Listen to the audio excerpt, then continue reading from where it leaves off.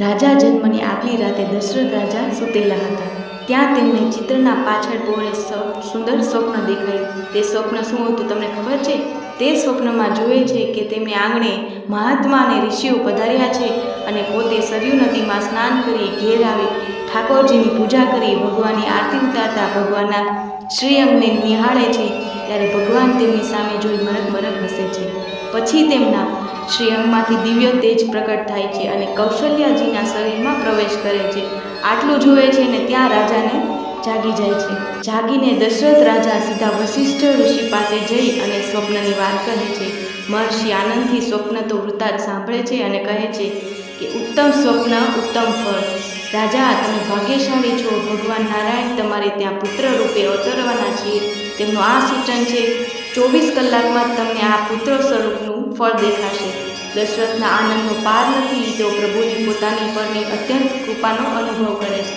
હવે જે દિવસની રાહ જોઈ રહ્યા છે એ દિવસ આવવાનો છે. ચૈત્ર સુદ નવમીનો દિવસ છે, જે જળ અને ચેતન હર્ષથી ભરપૂર છે.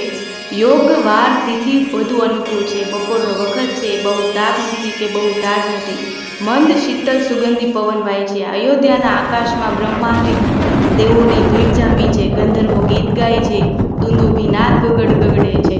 ઋષિ મુનિઓ દેવો સ્તુતિ કરે છે અને પૃથ્વી પરના બધા તીર્થો આજે અયોધ્યામાં ભેગા થયા છે. રામજીના દર્શન કરીને તીર્થો પણ પાવન થવા આવ્યા છે.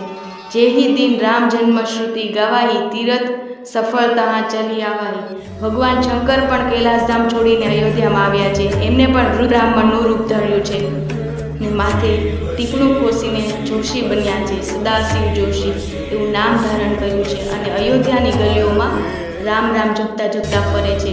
વણ પૂછી આગાહીઓ કરતા અને આજે મારા આરાધ્ય દેવ રામજીનો જન્મ થવાનો છે અને હું દર્શન કરીશ, એ તેમને રમાડીશ.